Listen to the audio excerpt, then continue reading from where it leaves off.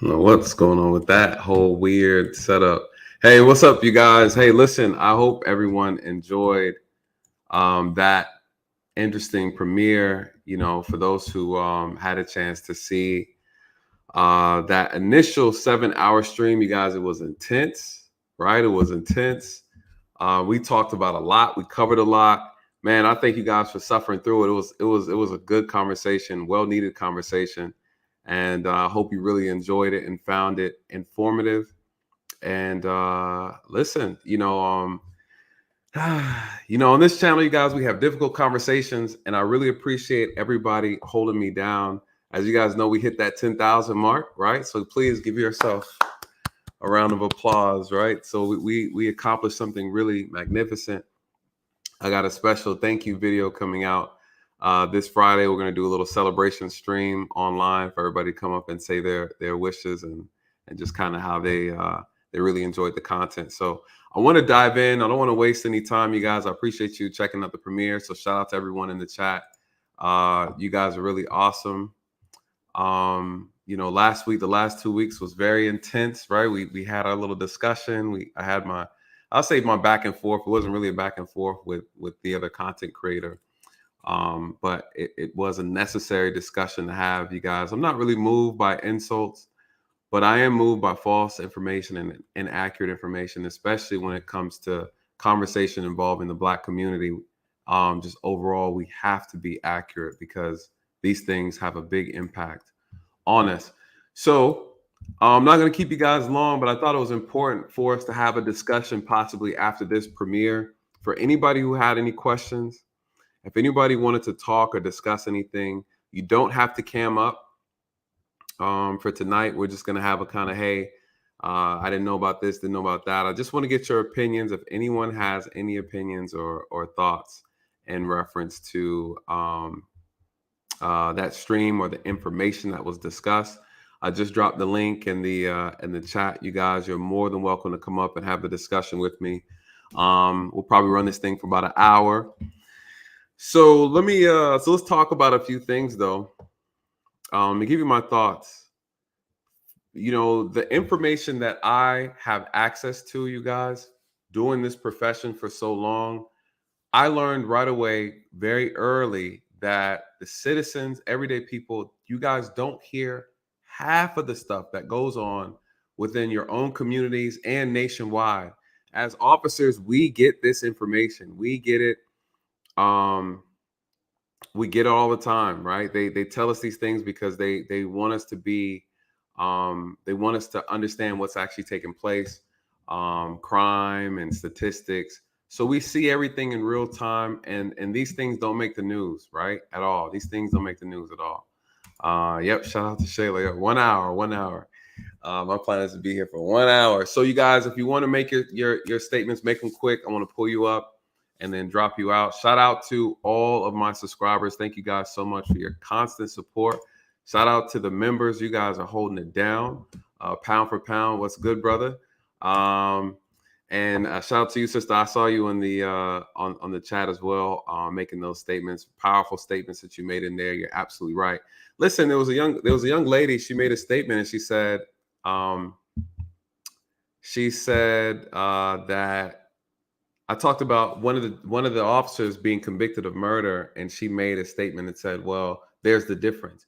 You guys, there's no difference, right? Unfortunately, there are officers who, again, there's two different types of problems. We have the moral argument, and then we have the legal argument. Morally, a lot of these shootings they're not right. They're absolutely not right. From a moral perspective, we can all agree on that. And but from a legal perspective, a lot of these shootings are justified. And again, the officers who shot one of the boys who were white, one of the younger men who were white, carrying the fake gun, something equivalent to the Tamir Rice, he was exonerated. He was not charged at all in that case because it looked like a real gun. The white officer shot the white young teenage boy, and he wasn't convicted, right? The officer wasn't convicted. So again, we have to be careful. Something as simple as saying there's the difference that can skew an entire discussion we have to do our research, you guys. I think this stream, right? That premiere, again, black skin, white shadows. These things are happening to white people too. You don't see them. You just don't see them. Shout out to Tommy B. What's good, brother? What are your thoughts? What's going on, bro? I mean, I think we've had this kind of conversation before, as far as with the police shootings. I think my only problem with kind of like this argument with white people get shot by the police too is I think we all know that. I think the argument, as far as with our people in general, is the amount of unarmed people that's being shot. And the last statistics I saw about that, I think we were I don't want to throw out a wrong percentage, but it was a significant percentage higher unarmed. And I think that's a huge differentiating factor in this argument is armed versus unarmed. Not to mention that, hold on. Before you go further, let me address the first two. And I only do that because I'll be forgetting, so I always got to tell people. Oh, no problem, bro. All right. So yeah, Tommy, we have spoke about it before. And what you said first was it's not that people don't think this is happening to white people. That's absolutely not true. A lot of black people don't agree with that. See, you feel that way because you look at things differently. You might do your own research and things of that nature. Tommy, I'm telling you, a lot of people in our community, they don't think that. And I'm telling you, over the years that I've done it, I've had conversations with people in our community, and they are completely oblivious about what happens in white communities because we're never shown. And so the problem is that it's just not true. I'm still dealing with people who think black people get shot and killed more than white people. That is factually not true. And again, I think the problem lies is how, Chelsea made the statement with such confidence and so much conviction because she truly believes that. She truly believes that. Remember when Sandra Bland incident happened? Yeah. Everybody thought she was killed, right? And then brought to the jail, remember? Yep.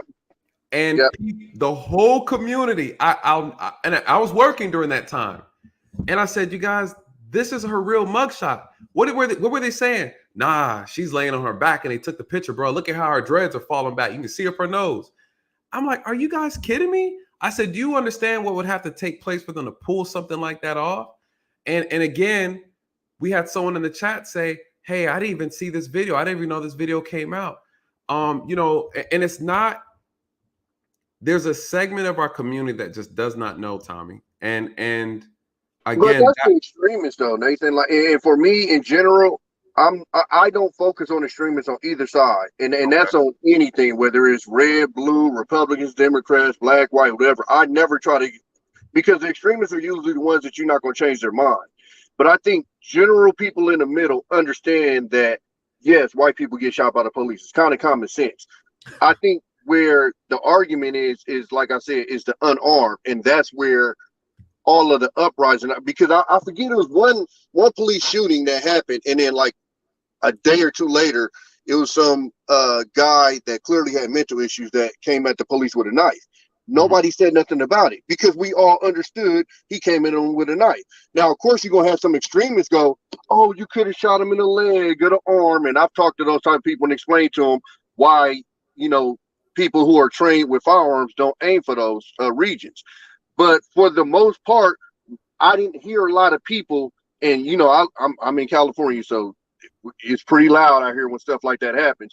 But I didn't hear anybody out here screaming and yelling for that guy because it was common sense.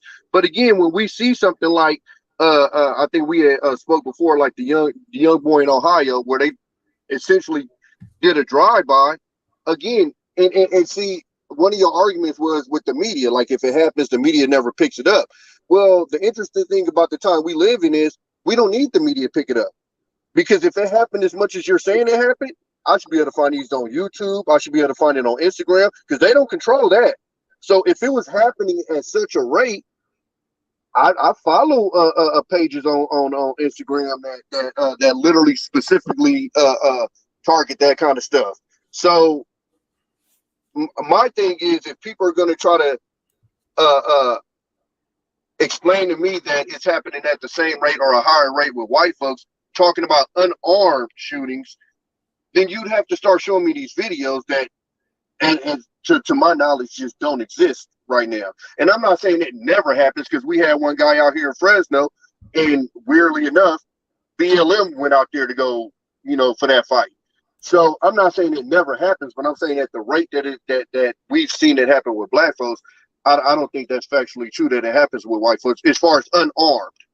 Okay, so let me tell you, the last, I'm gonna tell you the data that I've seen over the last 4 years with the data, not this year, but the year before, starting in 2021 and back 4 years. This is the data. White people are shot more unarmed than black people. That's a fact. Not only that, because a person's not armed does not mean they're not dangerous. And I think that's another misconception as well. And so when we're looking at just the data, white people are shot more by the police and killed, and white people are shot more unarmed by the police and killed. That is a fact, and that's verifiable. And I can So the send you. unarmed, that's percentage wise, right? Because No, not percentage. I'm doing just number for number. Oh, well, because again, when we talk about crime, what do we always say? It's obvious white people create more crime because there's more of them. So we have to go by the percentage, and then that's how we come down with the black community, this, that, and the other. So if we're going to do that with that, then we also got to do that with the police shootings, because we don't have as many as them. Wait. So you're saying, so let me make this make sense, because and I think what you're saying is where the confusion comes up, is people want to talk about disproportionality. They want to talk about percentages, but that honestly is not relevant. And I would ask anyone who would feel the percentages, or it's not necessarily percentages, but we're talking about proportionality. Why is that relevant to the conversation? Well, I think I'm starting to come back to me, but I believe that stat that I had read, I think it was like 4 times more likely us unarmed will get shot by police. And I forgot where I looked that up. It was on one of the government sites, because we was having the whole argument. But that's why the percentage would be important right there, is because that tells the full story. Again, just the same way as if I can sit here and go, oh, white folks do more crime, yada, yada, yada.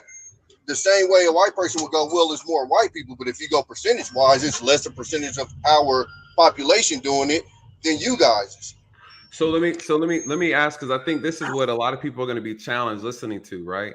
Because even Black Scorpio, I think Black Scorpio is saying, hey, you're capping. Whites don't get shot unarmed. That's not true, right? And this is the reason why we have to have these conversations, And matter of fact, and this sparks me to have a stream. I will do a discussion on this, and I'll bring the data showing how more white people are shot and killed unarmed by the police than blacks, right?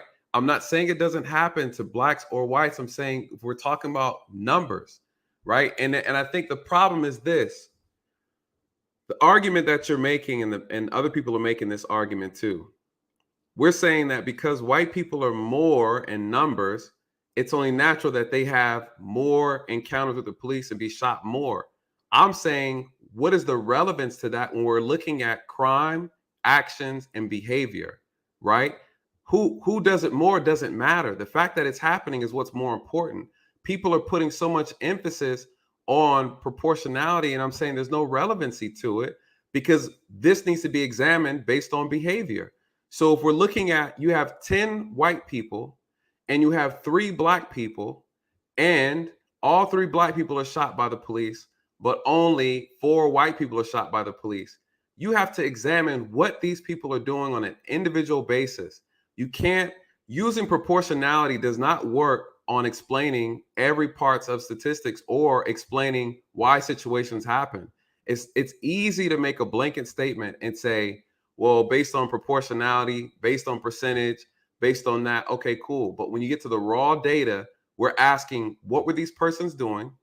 What crime did they commit? How was their behavior and interaction with law enforcement? Did they have a weapon, right? What's the criminal history? All these things play a factor in a person's outcome with the police. It's not so simple that people are just showing up and getting shot by the cops and there's no other data or context. I think when you talk about trying to measure proportionality between population size, it doesn't hold any value because you're leaving out the context of what actually happened. This is not the type of data and explanation where you can look at it that way to get a full view on why the outcome ended the way that it ended, if that makes sense. No, I agree with you. It's always going to be nuance, especially when you're talking about situations like that. I 100% agree with you on that.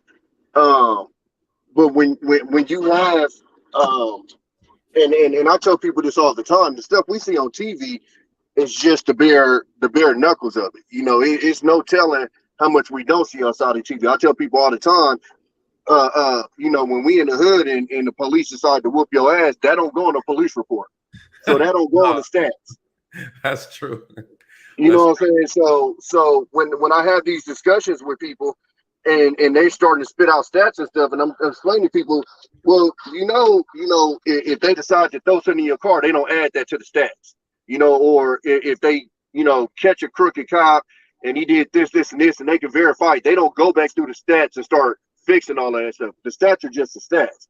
That's why I was confused when I was on the panel with you one time, and the guy said 99% of the people that are arrested are guilty, and I'm looking like, yeah, that was false. how do you even make that statement like that? But again, that even went to what me and you were talking about when I told you the fact that in this country, when people see you in handcuffs, it's guilty until proven innocent. This is true, and I made that mistake. I made that mistake on our previous live stream when I was discussing Otha Wallace's case, and they were 100% correct, and I was 100% wrong for making a statement without adding the context of innocent until proven guilty. This is true. There have been people who've been accused of crime. Recently here in Atlanta, we had one, and they found out they got the wrong person. They released him.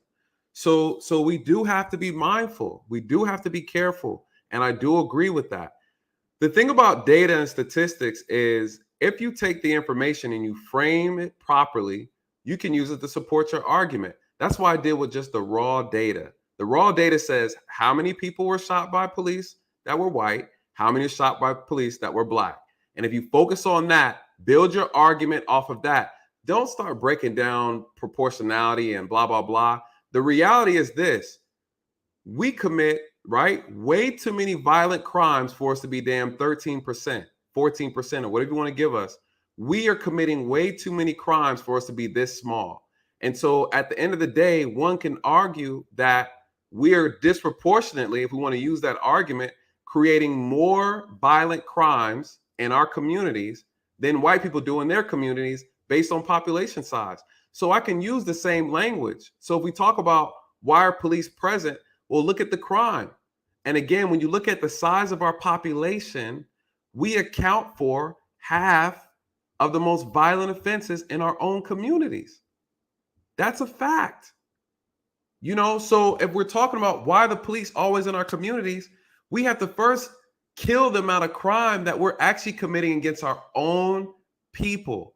So here's the problem with the logic, right? You can't say police shootings and then we also double back and say we don't want to use the same type of logic and proportionality to describe the amount of crime that's happened. We commit too much crime for us to be 13%.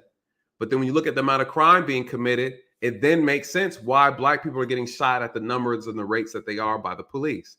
Now, also, one would argue that the police arrested 10 million people last year. Arrested 10 million people. And out of 10 million people, approximately 1,300 people were killed by law enforcement. How many were black? How many were white? It's more white people getting shot. On average, about 420. Matter of fact, I won't even say on average. I'm going to pull it up right now and we're going to look at it. We're going to look at it together. And then I'm also going to look at and pull up the unarmed deaths. Dre, I see you in the back. Can you see if you can find the unarmed death shootings for, I have the exact numbers, but I also want to pull it up. So I can show it to them in real time. Black Scorpio says, pull up the FBI stats. Absolutely. I'll absolutely do that. I'm gonna pull up. I'm gonna do one better too. I'm gonna pull up the stats used by Black Lives Matter. This is Black Lives Matter put this together. They fund this particular organization that tracks police violence. It's called Mapping Police Violence. I'm also gonna do you a good one, y'all. This I'm also gonna put it in the chat as well for you guys to follow up and do your own research after this stream so you guys can follow it up. Listen, I'm not here to hide or mislead anybody. I'm here just presenting the information that you guys all have access to. I'm not trying to create a narrative. I'm not trying to make up anything. I'm simply here trying to tell you guys, here's what the situation is. I'm going to pull this up and we can look at this together. Tommy, you got time? You want me to keep you up? Yeah, no, I'm good. All right, bro. All right, let me share. While Dre is working on that, we're going to look at this. All right, y'all. This is Mapping Police Violence. The reason why I like this site, I'm going to be completely honest with you. I like this site because the people in charge of this site are Black people, right? Black Lives Matter, a lot of grassroots organizations are funding this site. This is accurate as of 3/14/2022. That's the last time it was updated. We can look at this is the data for, let me pull this up.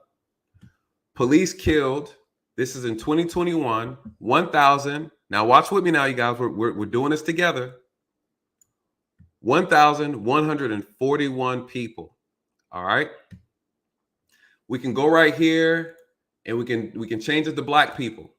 266 Black people. According to this site, this is not my information.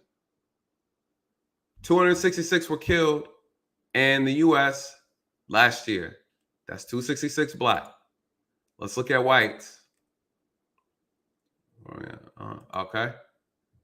What is it? Non-white? Where are we? Oh, okay. Scroll down. 481. See, and this is what I'm talking about. Look at Black Scorpio. I'm trying to use Black people stuff. Black Scorpio said Black Lives Matter is a scam, bro. Can't win for winning, bro. Huh? What do you say? I said you can't win for winning. Can't win. Listen, what do you guys want me to do, man? What do you want me to do? Right? So shout out to you, Black Scorpio. So you guys, are you seeing this? White people killed 481, right? Again, Black people 266. Again, this is a everybody problem. Everybody problem. Let me see what else they have on here. Let me see. Please kill District of Columbia. You can go down here, you guys. Listen, on this website, you can go by state. You can find out information. They have a really good job of putting this data together. Research sources, police car, blah blah blah. So please check that out. It is a good resource. Again, I use it. I use it. I like how Black Scorpio is saying they're a scam. I was saying they're a scam. Nobody believed me back then. We were all talking about it. So it's funny. Y'all are just not getting on it. Y'all are late on the train. So Tommy, to your point, I will pull up the information. I will pull up something else too for us to look at real quick. I appreciate you guys being patient. We're gonna do this research in real time. Let me see.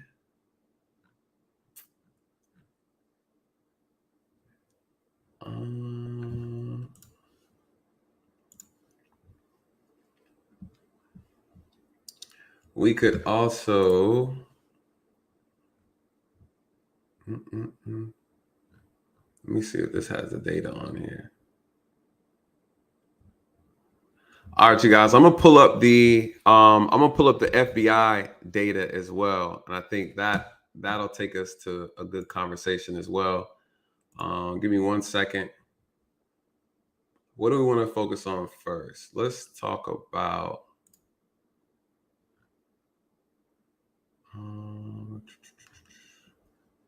Let's do homicides.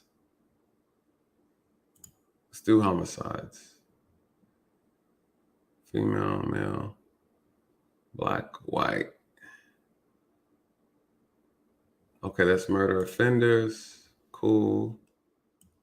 Let me do, and I appreciate you guys' patience. Just give me 1 second and pull up think we can have.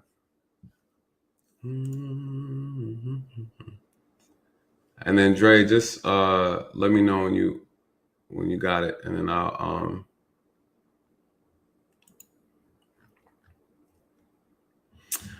All right, so let's pull this up. We're looking at offenders.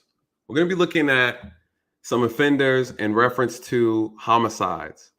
We'll look at race. We'll look at gender. We'll break down the numbers, and then we'll go from there. Let's take a look at this.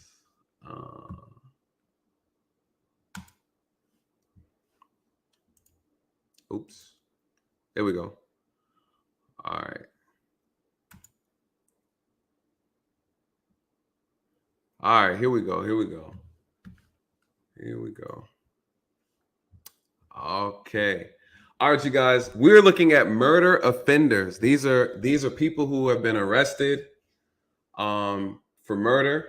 If we look here, if we look at the total, let me see if I can zoom in.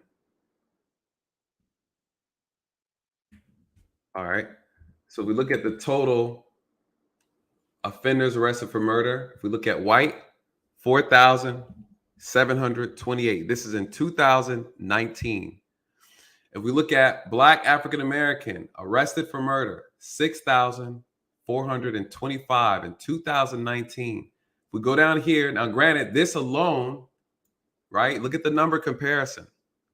Now, the thing about, you want the link for this? Absolutely. Let me put the link. I got you. I got you. Put the link in the chat. And I urge you guys to break this down. I'm going to show you how it works. The link for this right here is also in the chat, you guys.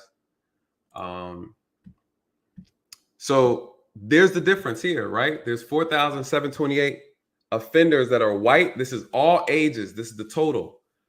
Under 18. If we're looking at ages under 18, you guys, I just did a video on my channel about the 13-year-old who shot and killed an 11-year-old at the skating ring, right? At the skating ring. He shot him in the head because they got into an argument. One would argue, why does a 13-year-old have a gun at the skating ring? You guys, this happened in my old department where I policed at. This is the reality. So if we're looking at homicides right here, again, this happens in real life, you guys. Under 18, 309 arrests for murder, 476. If we are 13% of the US population, why does our under 18 murder rate, offender arrest rate, higher than white people? And these are arrests, right? These are arrests under 21. Look at the number. 18 and over. Look at the number. Blacks, 5,541. Whites, 4,339.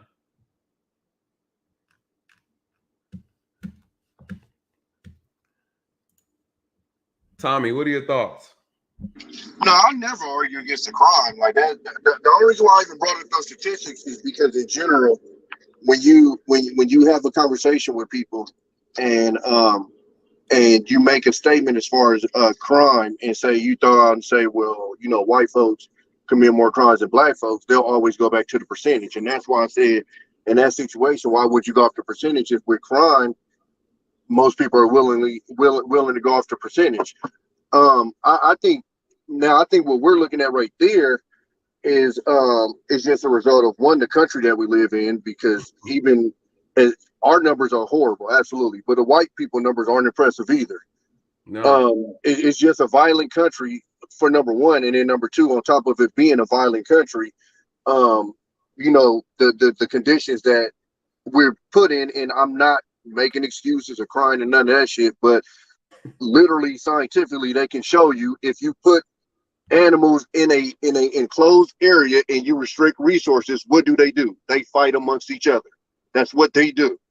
So I mean, essentially, I mean, of course we're humans, and you know, our brains function on a higher note than most animals, but at bare minimum we're animals. And if you take If you take resources away, and you put them in an enclosed area, which in most urban areas, that's what we are. We basically living on top of each other. That's what you end up getting. And again, that's not making no excuses. Right. It's what it is. All right. I agree, and I'm gonna drop you down for a second, Tommy. I want to bring Dre up. He has some. All right, brother, and I appreciate you. All right, let me drop him down. Let me answer this, Dre, and I got you. Rich House brings up a good point. Says, Nathan, I just wanted to know why white people are not outraged when an unarmed white person has been killed. I understand that the unknown person can be dangerous. Why aren't they at least curious? Hey, let me tell you, they are outraged. They're on the news. They're asking for answers. They protest. They have done it all. And I'm gonna show you, and I'm gonna prove to you. That. And I think that's a great question. This goes to show you the media bias. The media bias is sick, man, and it's so sick. It's so sick, dude. I don't even. It's sad, right? It's gotten to a point to where it's really sad. But they do. White people do protest. We don't hear about it. You know, we don't hear about it at all. Let me see if I can find the video that I found earlier about it.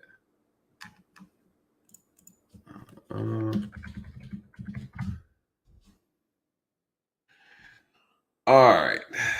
You guys ready to be amazed?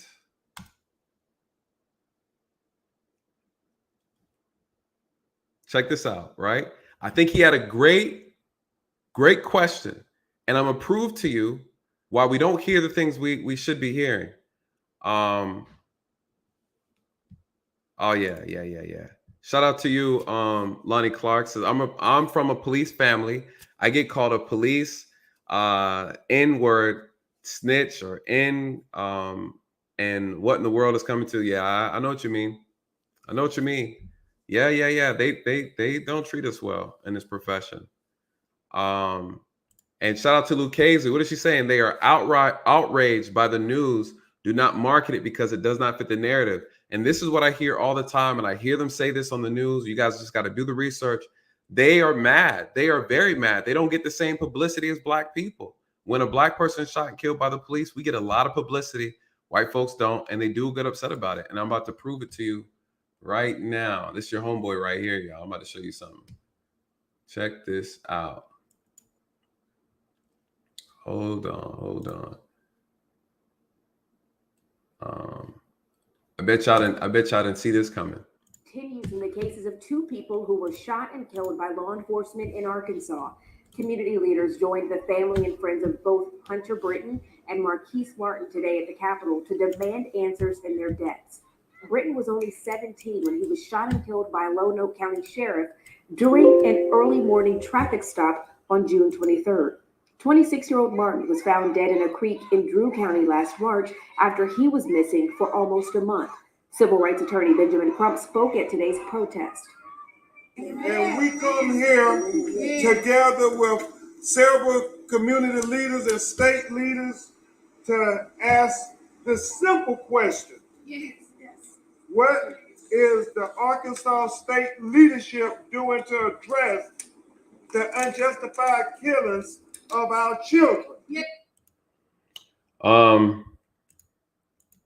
Yeah, they marched, they protested for Hunter Britton. You guys, this was real. This is what's going on, you know, and that's why I think that was such a great question that you asked. I mean, it gets no better than that. This is proof.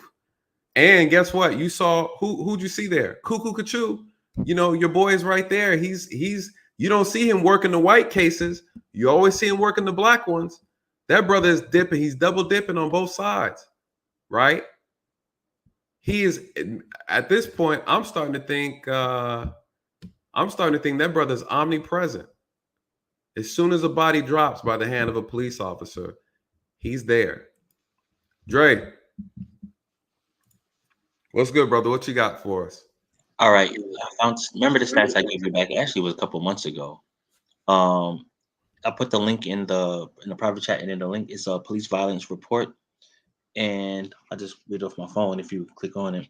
But if you All right. scroll all the way down to page 14, it says that Black people were more likely to be killed by police, more likely to be unarmed, and less likely to be a threat to somebody when killed. But that was back in 2020.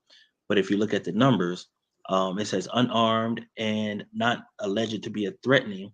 Black people was killed at 36%, Hispanics 21%, white folks 38%, and other, which could be Asian, Indian, 5%.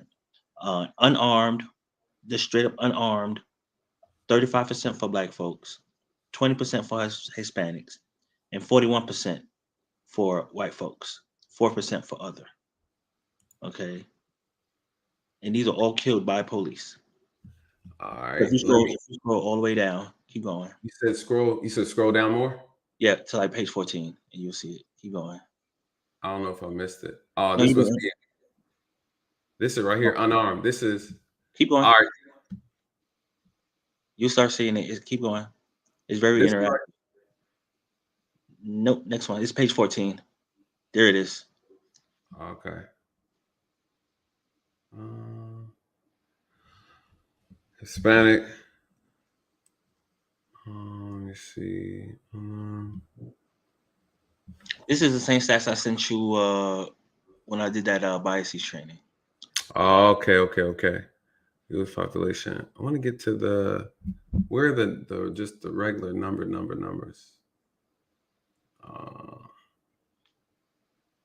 This one is interactive because I use police mapping. Yeah, this one is dope. Actually, I'm trying to see.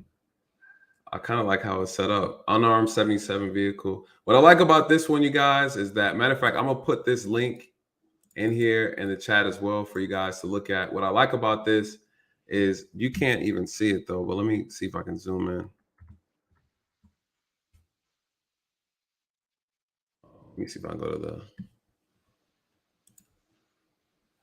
right here. It tells you, and this is this 2021, 55 for vehicle. 162 people who were killed had knives or sharp object. 657 people who were shot had guns. It keeps moving. My bad, y'all. 113 means it's undetermined. 77 were unarmed. All right. All right. So let me go up. This is dope. I see you, Tom, in the back. Let me drop this link in the back. Appreciate it, Dre. Let me what are your thoughts real quick? Let me send this in the chat real quick for people to see. See, one of the things is it's quite funny because I've dealt with a lot of cases dealing with the Caucasian race, and a lot of the cause of their animosity towards the Black race is because they feel like we're the squeakiest wheel and we're getting the oil, but yet they feel that they're disproportionately being killed by the police, and because it doesn't fit the narrative, they're not getting the same exposure. It's no different from how we feel when a white woman is being kidnapped or abducted on the news, but yet when a black woman is being abducted, they're not posing. So it's like they're playing both sides against each other, but we're both victims of the same crime, the same incident, the same situations. But because it doesn't fit a particular narrative, whereas you have the white damsel in distress, so we're going to poster that, and we're gonna get all the media. We're gonna get everybody out there with their flyers and industries looking for her, but we're not gonna present those resources for this Black young lady who pretty much has the same credentials, the same upstanding, but we're not gonna give that same resources to this Black young lady. But we're gonna sit down and throw all the resources and all the narratives when we have a white police officer and a Black officer and a Black citizens encounter, because it's sweep. You know what I'm saying? Yes. And that's the thing. Yes. Folks have to understand what sweep is. That's when viewership is at its high, and you have to start putting stuff up there to start getting the ratings, because your ratings get your funding and gets your advertisement. So you remember, Nate, when we was in the academy, they used to say they're not going to show some things on the news because shock the conscience. They don't want to shock the conscience of the citizens. That is going out the window now. Yeah. Yeah, let me touch on that real quick. Let me piggyback on what you're saying for those who may have missed it. What Dre is saying is, unfortunately, there are certain crimes and offenses that white people are more interested in than others. There are certain crime and offenses that black people are more interested than others, in a sense where they know that this particular type of crime gets black people very upset, very passionate, and very involved. They seem to cater, and I think that's a perfectly good point. You know, the case involving and I did a video on her, Gabby Petito is a perfect example of that, what you're describing. They put a lot of effort and manpower in this, and they ignored every other type of minority woman, Hispanic, Asian, and black. And they're like, hey, hold on, there's black women who go missing, every 6 months. You don't make nearly the same amount of effort. But so they get a lot of attention when it comes to a missing white woman, right? And it's not all white women, because a lot of white women go missing too, right? They pick and choose. The media has its favorites. They decide who they're going to actually exalt into the media for their own personal gain. Now, I will say this: a lot of white people are upset that they don't get the same type of level of what do you call it?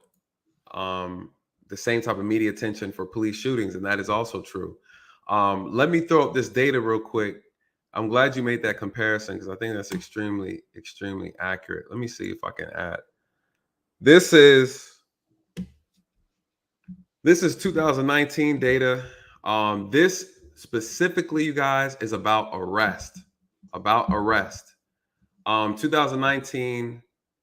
Let's see. This is going to get into more of the details. If we look at how many were arrested, let me pull it from this screen. Again, this is the FBI data. Well, damn, I hate when I do that. I feel like I messed something up. All right, hold on. Okay, let me back out. All right. So this is by race. We're looking in the race category, and this is for 2019. This is total of arrest. If we look at the total of arrests for white people's 4,729,000, black African American 1,815,000. This is true. Now, here's the thing. So we don't have a misconception, you guys. White people commit more crimes than black people. That is a fact. White people commit more crimes. That is a fact. Where people are making their argument is in the area of violent crimes. If they compare violent crimes, they're saying that the black community commits almost half, or they are responsible for almost half of the violent crimes. Violent crimes consist of robbery, armed robbery, rape, sexual assault, aggravated assault, and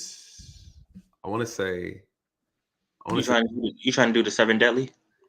No, I think the FBI accounts for a specific type that they determine as violent crimes. It's like a specific list. I can find it real quick. I just can't remember all of them on the top of my head. I want to say that was it though.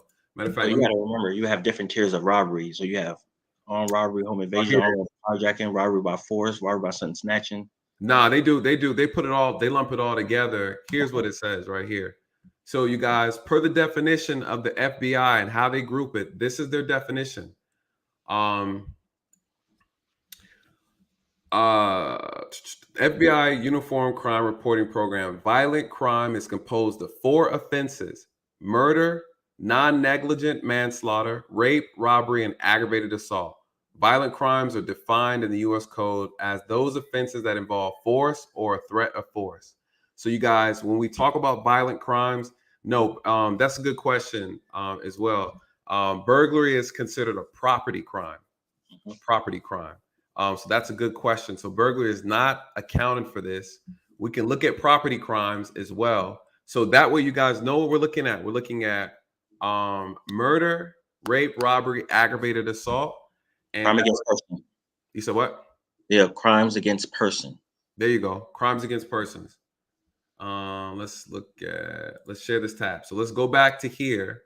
And so now again, total amount of crimes, we're talking all the crimes, 4 million people arrested, 4 million white people, 1.8 million, 4.7 white, 1.8 million black. Let's look at rape. Matter of fact, we'll go down each by each. White people arrested for, make sure I'm reading the right charge. This is arrest. Okay, so these are arrests, you guys. This is the number of arrests for particular crimes. Now, innocent until proven guilty, right? But these are the arrests. White people for murder, non-negligent manslaughter, 3,650. All right. For black people, 4,078. Again, this is why I don't like the conversation about disproportionate. Why don't I not like that? Because at the end of the day, white people are 60%. They committed 3,650, right? Arrested for this crime. And here we have 4,078 arrested for this crime. And we are 13%, you guys. That disproportionate argument holds no validity. Dre, do you want to touch on that as far as the proportionality? Do you see any relevancy in making that point? No, because I'm gonna tell you, you look at the numbers when you're considered the majority and you perform and you're actually your demographic is committing um a less number than someone who is pretty much a third of your demographic. It's disproportionate in a different area. Whereas you can create the narrative to say, see, look at the numbers. Black people are being arrested on a higher rate for violent crimes against whether it's against each other or against other races. And it hasn't broken down to the races in which black folks are being arrested for murder. But at the end of the day, when you look at it, the numbers going to be primarily us. Whereas it's the same could say about white folks. Is that 3,000 could be white on white crimes that you never know about. So without the context and understanding, because unfortunately each murder has its own story. Yes. You know what I'm saying? So you can't lump it in as all murder because one of the things you have to prove for murder is intent, malice intent. This is what you wanted to do. Not that it was an accident. You tried to scare him and something happened. You wanted this to happen. It was intentional. Right. I'm gonna add this one to the chat, you guys, because I want you to have it. This is, and we can run it together.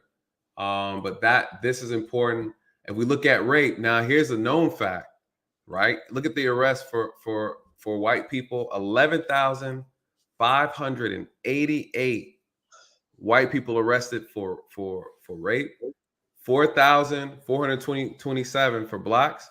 For robbery, they're pretty much even, 25,000 for white people, 29,000 for black people.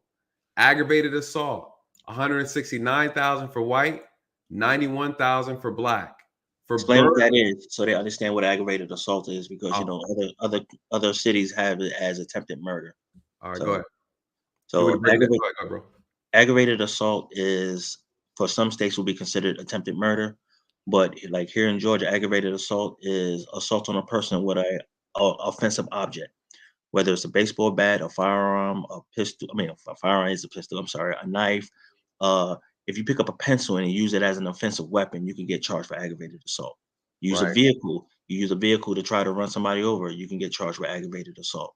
It's attempted murder. You are attempting to, or even you take a firearm or a knife and put it to somebody's neck, eye, or chest and say, "I will kill you," you're going to get charged for aggravated assault. There you go. And Tom, you up too, Tom? You guys, listen, you got 3 officers up here on the panel. We're going to break this thing down for you, and then we're going to get Tom's perspective as well. Tom, you there? You look like you froze. He might be frozen. Hold on, I'm going to have to take this do-rag off because I want to be the only person with some hair on here. But I think Tom is he might be frozen. He's struggle streaming. Right? Tom, I got you when you come up. I'll bring you back up once you get your camera back. All right, so let's keep going. Burglary. 81,000 white people arrested for burglary. 34,000 black people arrested for burglary. Larceny, theft, right? This is just stealing stuff. Here we go. 393,000, right? Arrested for theft and larceny. 178,000 black people. So 393,000 white, 178,000 black. Now we look at motor vehicle theft. 38,000 white people arrested for vehicle theft. 16,000, right, arrested for vehicle theft. When it comes to arson, 4,000 arrested were white, 1,000 arrested were black. Hey Tom, I got you, bro. Okay. All right. And this is a good point that she's making. Shout out to Into. I never know how to pronounce your name, but I always call you Into. Into me and UC too, right? So think about all of the crimes that are still being investigated, you guys. That is a great point, and I didn't even think about that. Listen, these arrests right here, these arrests could be based on crimes that happened 5 years ago, you guys. They are just arrested in 2019. So we got to look at this. This is what's going on in this country, and these are the numbers, so you guys understand why when I say the disproportionate stuff, that argument, it does not hold any weight. It doesn't matter, right? We need to be looking at the actions and behaviors. Now, right here, when we talk about violent crimes, they lumped all those 4 types of crimes that I talked about earlier into this nice little nest egg right here and gave us a solid number. White people total arrested for violent crimes, 209,848 people were arrested for violent crimes. These are white people. Yes, shout out to you, Day, as well as unreported crimes. That's very true. Very true. How many black people were arrested for violent crimes? 129,346. Look at the difference. Look at the difference. People say that black people account for almost half of the violent crimes. This is almost half, you guys. It's short of maybe 30,000, right? Here's the total of violent crimes that were people arrested for in 2019. There are 355,000 people arrested for violent crimes. And here you have black people did 129,000, white people did 209,000. Again, you guys, this is the data. If we go down to property crimes, of course, is burglary and things of that nature, damaging property. 517,000 white people were arrested. 231,000 black people were arrested. We can go to other types of assaults. 455,000 white people arrested. 219,000 black people were arrested. Forgery, counterfeit, fraud. These are the numbers, you guys. These are the numbers. I dropped that link so you guys can check it out for yourself. But if you go through, here's the arrest records. And again, it's very self-explanatory. You go at the top, you see white here, you see black here. If you want to look at Asians, you want to see what Asians are doing, check this out. How many homicides did Asians commit? 83. 83. How many rapes? 276 they were arrested for. Let's see some of their violent offenses. Let's see what Asians are doing. Violent wise. Not a lot. Where's violent? Oh, here it is. Violent crimes. Asian people, violent crimes. 8,200 people arrested for violent crimes. A lot of that's gang stuff. And that is gang stuff. That is absolutely gang stuff.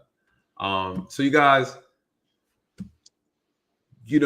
just to be clear, real quick, let me shout out to Michelle Anderson. Says, has black crimes gone up in comparison to white? Have black deaths gone up in comparison? Last I seen, black crime is going down. I have to double check. I haven't seen it in a while, but I was looking at a chart. I think crime in general in this country is going down overall.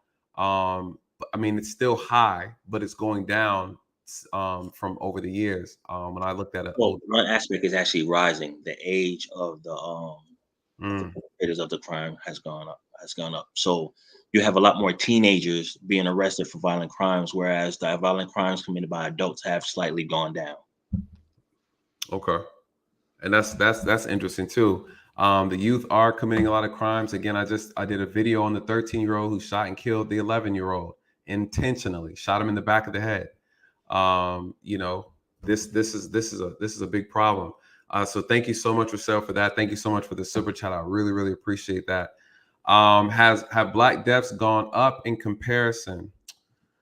Honestly, the deaths have been very consistent. On average, Black homicides, they're around 7,400 deaths a year consistently. Homicide deaths by white people are on average about 4,000. And I'll have Dre look it up real quick, and we can pull it up on here. But the problem is, unfortunately, and I'm gonna get Tom's point of view as well on this, but you guys and people in the chat here the biggest problem. Shout out to Brace Club. It's facts over feelings. Absolutely. Here the problem, you guys. Unfortunately,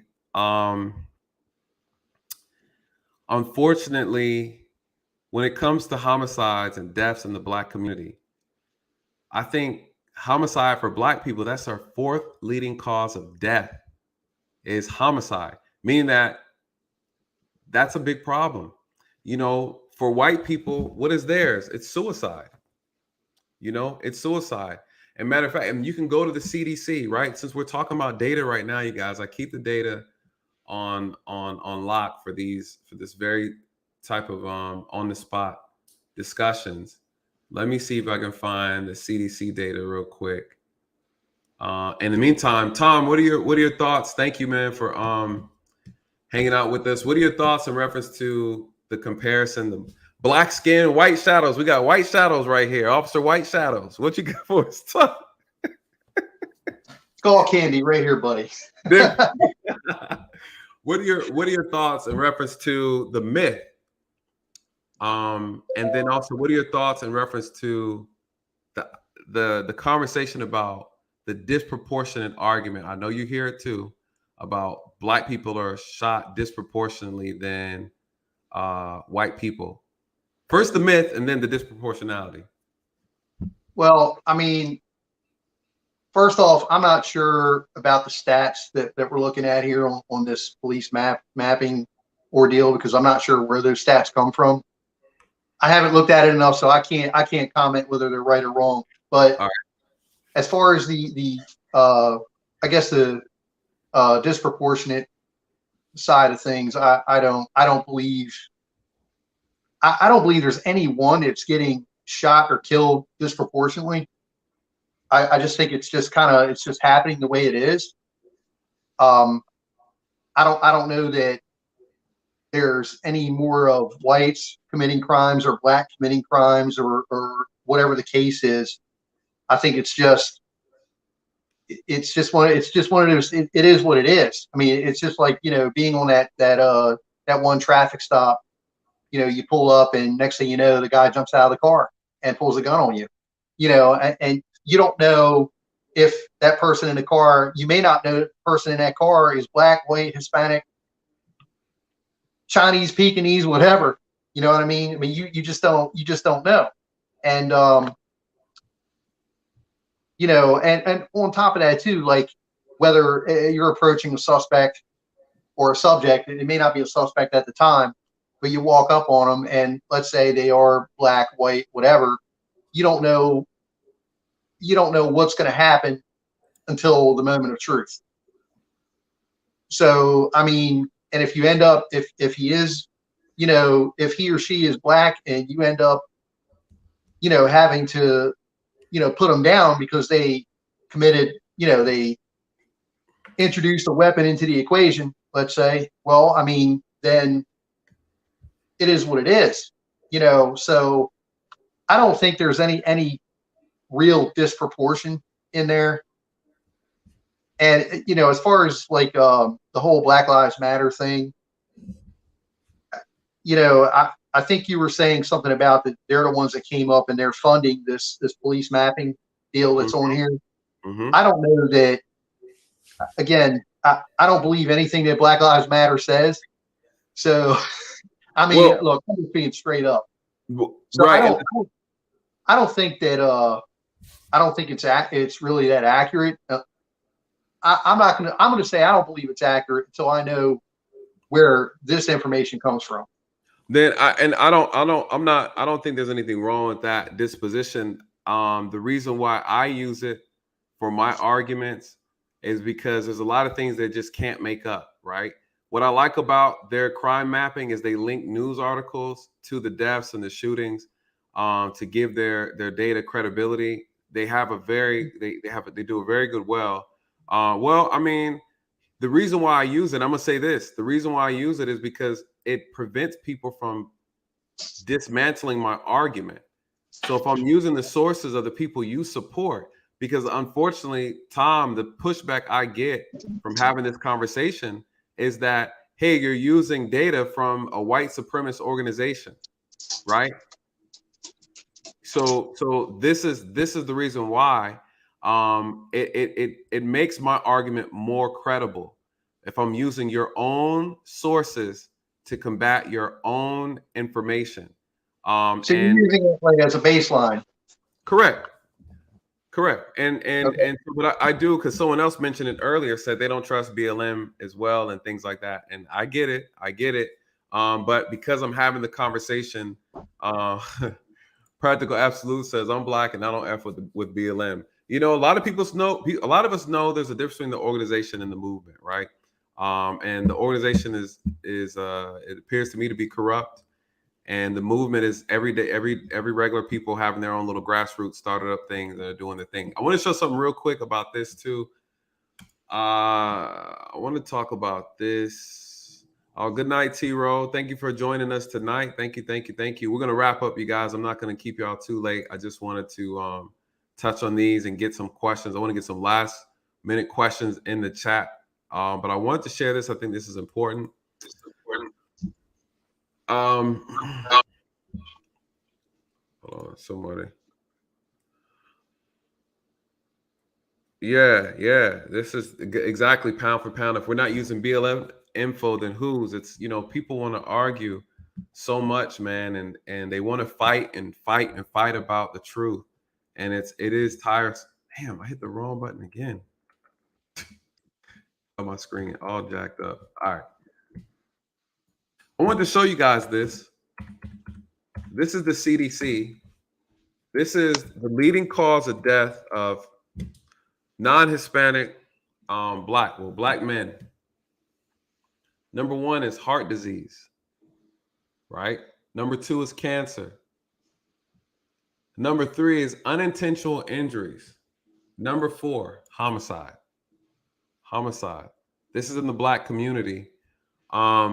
And you know, we just got to be honest. If we look at white, comparing white, what are their issues? And this is data of 2017. Heart disease, looks like we all got heart problems.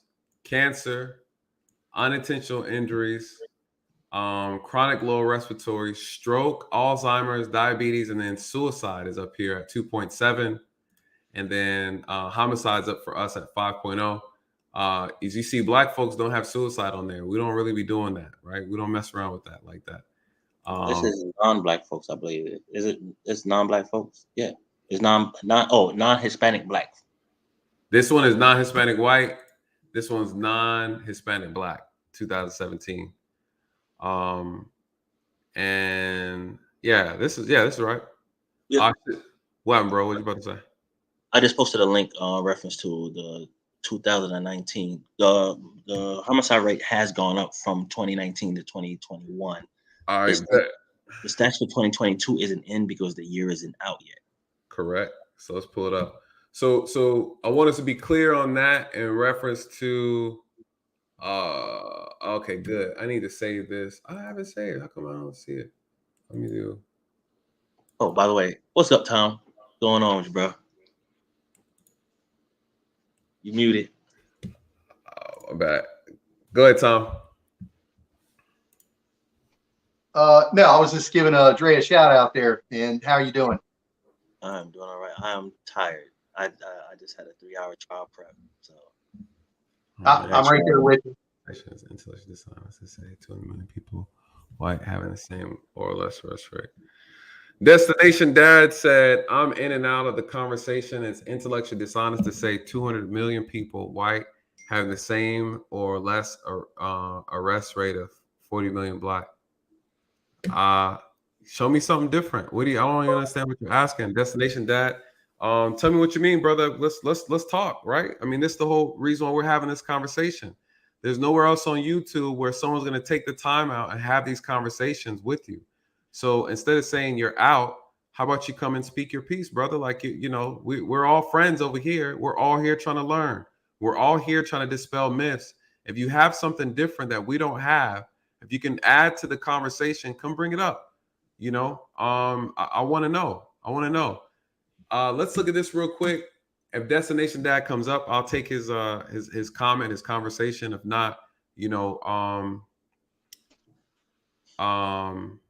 Okay, Nate, I just want to drop this real quick. What we have to understand is, like, you're only going to get a portion of what's going on in your neighborhood on the news.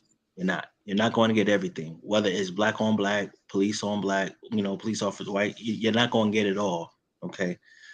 Especially if, there's no ambiguity in the incident, you're not going to see it. Okay. So a lot of that stuff that you get becomes anecdotal because it's the community talking about what's going on, and you're probably hearing it from fourth or fifth party. So you're not getting firsthand information, and you're getting your information based on what somebody else told you, not what you know is what you heard. So we have to, sometimes scale back on the information that we're taking for gospel. Because I was always taught, and trained, like, look, it's not what you know, it's what you can prove. You can know everything under the sun, but if you can't prove it, you're going nowhere.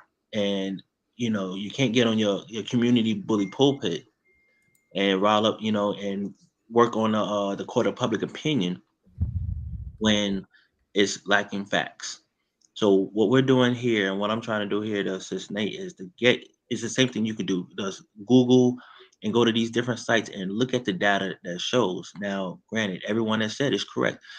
There's a lot of cold case files where assailants haven't been arrested because there's no evidence to prove that this particular person committed a crime. The numbers could definitely be inflated based on once some of these cases are closed. So if you want to know why a lot of these cases go cold, it's because you have lack of evidence, lack of community involvement.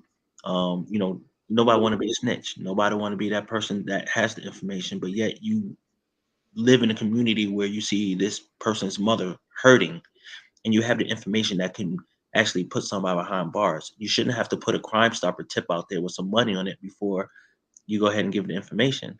And truth be told, it's usually the perpetrator's family member that's cashing in on that money. Mm-hmm.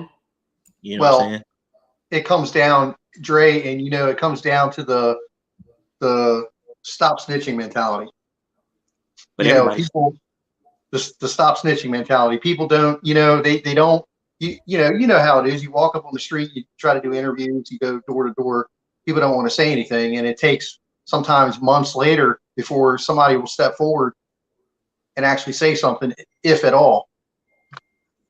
Unless it's one of their family members. But Tom, I'm telling you, what I've seen before I actually left the department as a detective, you'll talk to folks like, I ain't no snitch. Give me your number.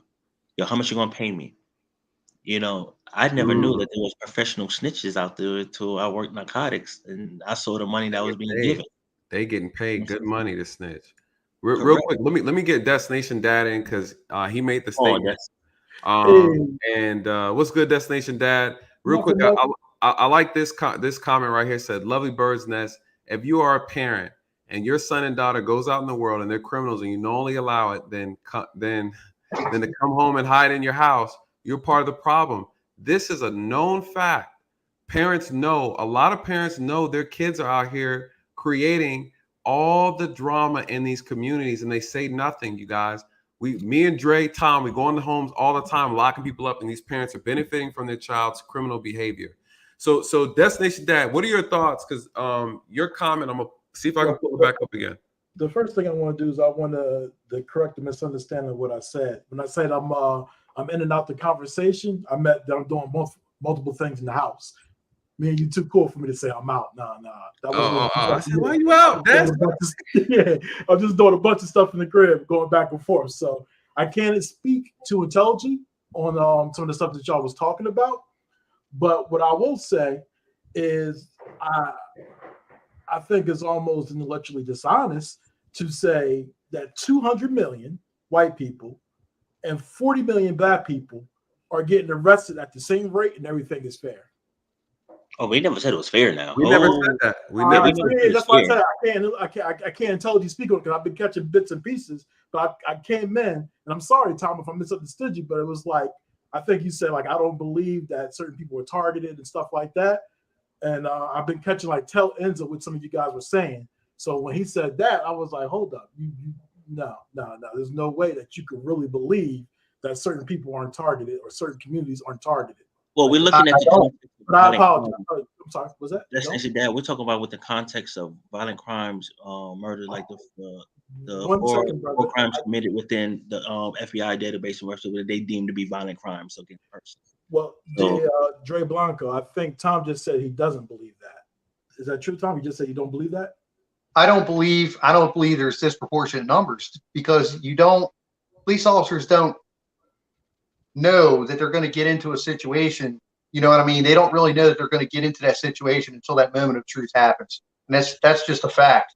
Well, yeah, I believe you with that, but there's also a fact that that some police officers discriminate against people, or some police officers are in certain neighborhoods because they believe that certain things are going to happen. So you could be in certain places, or you could have the opportunity to stop certain races, not knowing that you're going to wind up getting into something more than a traffic stop. So you could see a bunch of black people, a young innocent black woman like Sandra Bland, and stop her thinking that, hey, I'm just going to be an easy ticket, go away, and something escalates.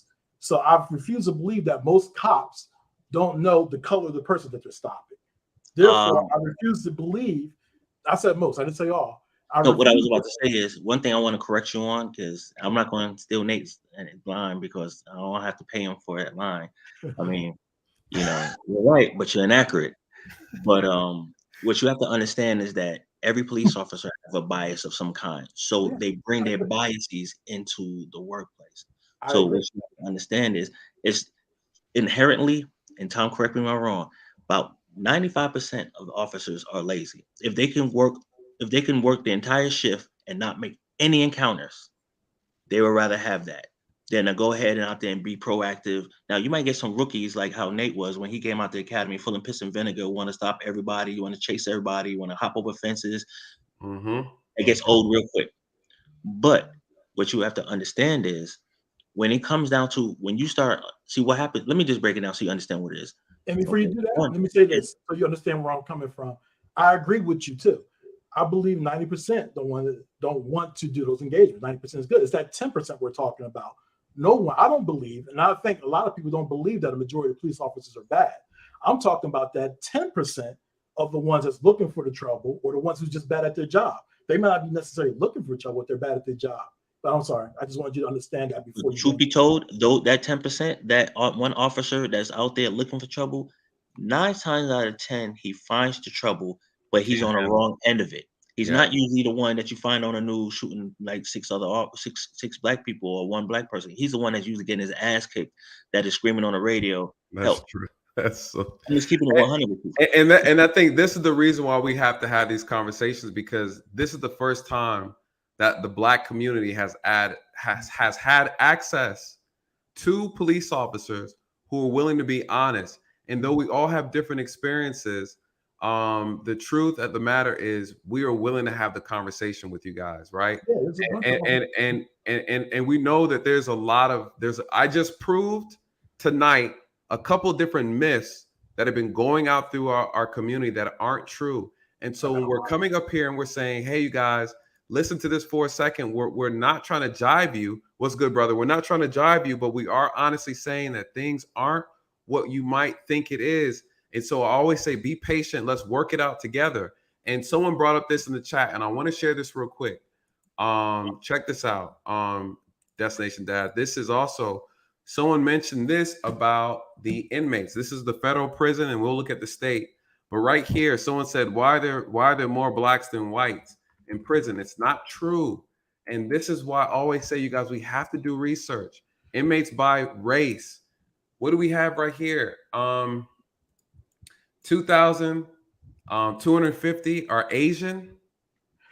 Blacks, Yeah. 5,000, 59,000 are black. That's 38%, right? This is federal prison. Yeah, that's just an inaccurate statement. Yeah, And then 89,000 are inmates are white, 57%. Now, what people are saying is people keep using the disproportionate argument. And when you make that distinction and say disproportionate, it's not the proper way or the proper context to actually discuss the conversation, because you're leaving out so many variables that really, really matter. We're talking about context, the context of what type of crime. One of the most important things people leave out is criminal history, right? In my case alone, Definitely. this gentleman is looking at 30 to 40 years. And a lot of that is simply based off of his criminal history. It has nothing to do with anything else. If this was his first offense, an attempted murder of a police officer, they would not be giving him that much time. You know, we have to look at everything. That's why when we hear people say certain things and we don't know the job, we don't know how it works, we start to make blanket statements and assume that we are getting railroaded. And in fact of the matter, a lot of Black people are, unfortunately, we're putting ourselves in uncompromising situations. We have unfavorable outcomes. Now, not only that, let me add this. You do have some judges and district attorney that are very that are biased, right? They are not attached to you. They have no relation. They look at you and be like, yeah, throw the book, right? They don't see, some of them don't see, they can't relate. So this is why my second argument is put yourself in a position of power so that you can have influence. Because then when you want someone to look at you and see you and them, they need to look like you, right? So our problem as a community, unfortunately, we don't want to do the work. And then we want to complain about the outcomes that white judges, white district attorney, white officers are giving us, but we're not stepping up to the plate. And if you want someone to oversee what's going on and make sure things are fair, make sure you're there. Dre, can you, and then I want to get practical absolute sense. Yeah, because I'm gonna touch on that. I am your buffer. Okay. I have a lot of influence, and my attorneys listen to what I have to say. I'll look through and I'm telling you, there's a lot of cases I just sit down and shake my head. I'm like, why we put ourselves in this situation? Then I get some cases and I'm like, yo, hold on, man. No. This person does not need to go to prison for this. Okay. We don't have enough facts to even prove that he even did this. Yeah, he a POS. For those who don't know what POS stands for, it stands for piece of shit. Right. Yeah, he's been a POS in the past, but we can't prove that he did this. And he does not need to go to prison for anything that he did in the past when it has nothing to do with why he's here right now. But you have to have somebody in there that has the fortitude to sit down and say, hold on, we can't keep perpetuating the same stereotype that all Black people do the same thing, or all white people do the same crime, and they need to go down a road. If you're guilty, you're guilty. You got to go. Right. You know what I'm saying? Because I'm not one for cutting a break for somebody who committed a crime, who has the propensity to do it again. So here's the thing. You have a Black man that raped his 8-year-old daughter, but because he's a Black man and you don't want to see another Black man in prison, do you want him out on the street where he could possibly rape somebody else? Okay. Right. Can I jump in when you get a chance? Go ahead. You good to go. I'm done. So I do want to understand the arguments over here. So are we not saying that Black people are targeted more or disproportionately from white people? And then the second thing, I'm going to try to talk to your last point.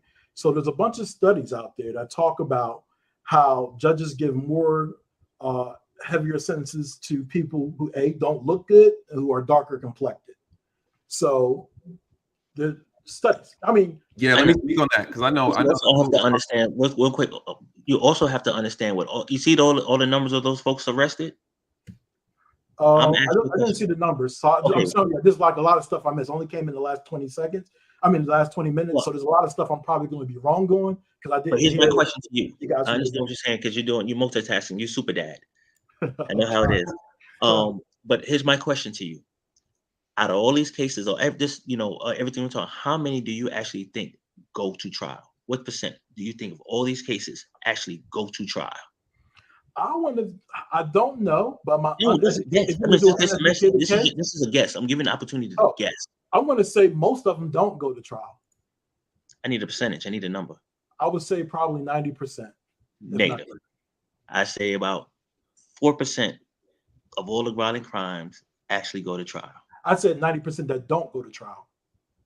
No, that's still not accurate. Oh, no, I'm saying just like 10%, but you're saying it's 4. So it's a delta of 6%. It's a delta of 6% from my guessing what you said. Yeah. Right. It's right. It's 4. It's actually 4%. Because what you have to understand is, one, you're not the manpower. There is a backlog, especially after COVID. There is an extreme backlog. So you have cases that should have been adjudicated back in 2020, 2020, that haven't even come up for trial yet, because you're still dealing with 2016, 2017, 2018 cases, because you're dealing with statute of limitations on certain cases that don't have statute of limitations. So you have time to do supposed to have time to do more of a thorough investigation to get the case trial ready. Right.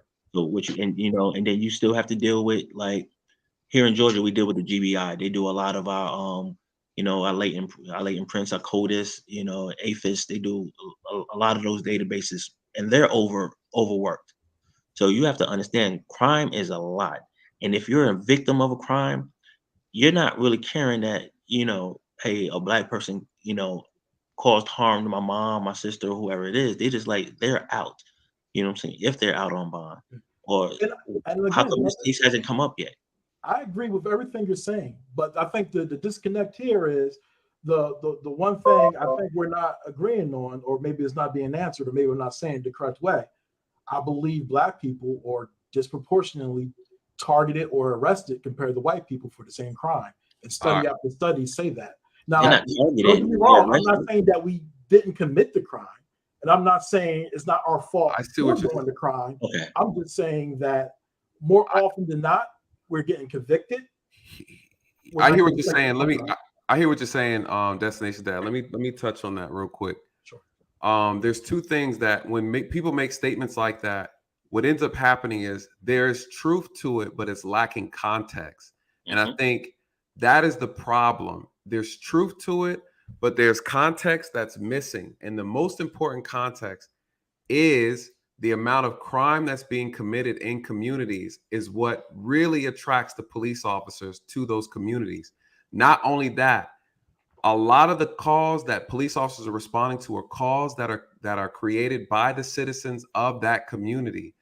Black people are calling the police on Black people. That's the part that they leave out of that entire data, right? When they're having the conversation. What people don't understand is, granted, there are some communities, there are some small departments where you have the police force that are harassing people. That is a fact. We know that to be true. What I'm saying is, when we're talking about the overmajority, the reality is police officers are responding to crime. The crime also correlates to the amount of police presence. If you want to reduce police presence, you have to reduce the crime. It's all in correlation to crime. And I think this is the part that we don't want to talk about. No. Not you, brother. Not you. And you asked a good question, because here's another thing that you said, and I want to clarify as well. Check this out. I want to address this because I think this is extremely important. It's in reference to let me see. There's so much data, you guys, I have to keep up with. And let's start off with this share tab. You talked about what's good, Jay Black? You good, brother? Run it back. So you talked about this, and then practical absolutes. I see you, brother. I'm gonna get you in. He about to drop the philosophy stone on us real quick. So the Sentencing Commission. So Destination Dad, you're correct. I want to bring up the data from the Sentencing Commission, because apparently it's approximately 20%, right? Black people have 20% longer sentencing for crimes that white people have that their white counterparts have committed the same crime. Black people are sentenced to 20% longer sentences, right? And I think you're speaking to that earlier. That is true. That is a fact. But here's the problem. What's that? Do you have in that data you're about to give which race and gender of the judge sentences Black men to the higher sentences? No, I don't. Okay, well, let me just throw it out there real quick. Black female judges sentence Black men to higher sentencing than any other judge. Yikes. Black female judges. I read about that. I did not know that. Yes. I did not know that. Wow. I did not. Yeah, Man, that's new to me too. What's that? That's new to me too. I got it, Dre. You got to Dre. We got to do a show on that. Okay. Because I have a prosecutor from New York that I'm going to be interviewing next week. Check this out. The United States Sentencing Commission reported last week that Black male offenders receive sentencings on average 19.1% longer than similar situated white male offenders. Now, here's the problem with this data, though, that's missing, you guys. So again, Destination Dad, you are absolutely correct. The problem is if you're not careful with data, you miss context. What's the context that's missing? Criminal history is not taken into account, right? That is a big factor when sentencing criminals. That is a huge factor. And again, I think we can't ignore the fact about there's disparities when it comes to Black and white, right? Treatment in the criminal justice system. That is a fact. More reasons why I say what? Put yourself in position to bring about change. If you're not doing that, then you're simply just complaining. I do the job. Dre does the job. Tom don't count because he's white. But the whole idea is if we want to make a difference, you guys, you got to get in and do something. And can I say this too? Go ahead, brother. I'm not sure. I got to look it up, but this might change some people's perspective. I think the prison population is only 2 million, right?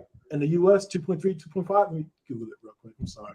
I should have did that before I did it. But it's really not that, I mean, it's high, but it's really not that high, right? It's and when not. you're taking the percentages, like mostly white and Black, you know, of the numbers, not the percentages, but the numbers, and you look at it, you really can't say most Black people are in jail, which goes back to your point I think you're trying to make earlier. Yeah, you can't say that like that. But once you get that in your head, it changes the mindset, it changes the thought, and it changes, like, I don't know if you got to this point, it does change the culture. So I try to say that to people. I try to remind them, like, we're only 13% of the population, which is 40 million. There's only 2 million people in jail. And, you know, we're only a couple 100,000. And that's just, you know, that's everybody, men and women and all that stuff. Right. And Destination Dad, to your point real quick, before we go into this next discussion real quick, and then we're going to close it out. Remember that statement that a lot of Black women used to make, where are all the good men at? What they say, they're gay or in jail, right? They're in prison. And that's not true, right? So Destin, you familiar with that statement, right? Yeah. That's why I'm smiling. All right. And Dre, you're familiar too, right? And we would say, hold on, that's not, you can't even say they're wrong. It's like, that's not factual. That's absolutely not factual.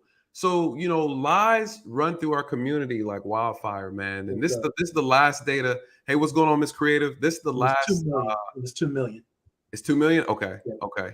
And this is important. Why this is why it's important that we have this conversation, you guys. It's really just fact finding. And honestly, at the end of the day, the information lies with the information lies. We work with it. This is something right here. I want to talk about the murder victims. This is what I was talking about. This is for the year 2019. Let's look at the total of murder victims for 2019, 13,927 people. And let's look at who committed them. Now, my numbers were off. I gave white people a little pat. I gave them 4,000. 2019, it's 5,787 white people were victims of homicide in 2019. I want all of us to be clear on that. Let's look at Black homicides for 2019. It's right below this number, 7,484. I just told you that the fourth leading cause of death or the fifth leading cause of death for Black men is homicide. This is not a game, you guys. This is the reality. We wonder why police are in our communities. This is why we need to stop acting like there's not shootings, like all this stuff is going off. I'm not saying this doesn't happen in white communities. I'm saying that the police presence, there's a correlation to it. And this is what we're seeing. And so Shout out to you, Mr. Awesome. What are your, and again, Miss Creative is saying it. She's saying black on black. This is black. Look, again, look at the numbers. You can't make this up. If you really want to know, white people are 60%. White people are 60%. 13%. We commit more murders and being less of the damn population. You can't make this up. You can't make this up. Let me get practical absolute real quick, and I'm gonna bring this data back up. A lot of people have not seen this data before. They hear about it. They think these are Republican talking points. You can, it sounds goofy. The reality is this is what it is. Practical absolutes, bless us with some knowledge, brother. What are your thoughts? Yes, sir. I got some big shoes to fill because the stuff you've been saying for this past 90 minutes, sir, has been nothing but excellent information. Excellent information. And see, it goes to show, like the way how you just finished up the conversation, saying that people be summating these things to be like YouTube talking points or conservatives talking points or Cheeto man talking points, what I heard before by some people, right? And it's real crazy, right? Like it goes back to what we were saying before, right? When it comes down to this mass psychosis, right? Like so many individuals, they're not understanding what truth is. They operate on systems that's literally opposed to truth, and they think that's the truth. You know what I'm saying? Like literally, like I mean, I don't really got nothing too much to add this differently, other than the sheer fact that this show is great, man. I'm glad that I tuned in. I'm glad that I got to, you know what I'm saying, give you your flowers before the panel closed and all that stuff, man. Shout out to Tom. Shout out to I'm sorry, I can't see your name, sir. Lord. Dre, yes. Yeah, shout out to Dre. And also shout out to Destination Dad. I salute to you all, honestly. Most definitely. Thank you all for y'all service. Think what y'all did. I appreciate y'all, you know what I'm saying, 110%. And there are individuals who think like you all who are in my cohort. That's most definitely. Yes. Appreciate it, brother. Always. Thank you. It's a good brother right blessed there. Night. You too, man. Hey, Nate, I gotta get you those stats. I got, oh man, I because I got the numbers from what I was told, what I saw. It had it broke down between black and white Republican judges, black and white Democratic judges, and then it broke down into male and female Democratic and Republican judges, female, black and white. So yeah. I gotta get that. I'll send the email. Matter of fact, when I get back in the office, because what was funny was a lot of the female attorneys believed it, wasn't surprised by the fact that female judges sentence higher than everyone else. Wow. That's going to be an interesting discussion. Yeah, I want to look over that because I think that's going to break down this interesting dynamic between black women and black men that's going on in our community that needs to be discussed. That's going to be interesting to talk about. Yeah, bro, we got to look through that some more.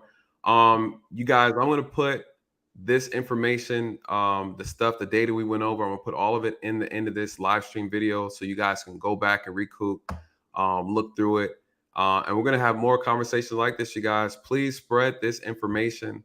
I appreciate you guys showing up tonight. Tom, you got any final words? Anything you want to add? Just to talk about the courts real quick. So my experience anymore with the courts is they're not prosecuting anybody.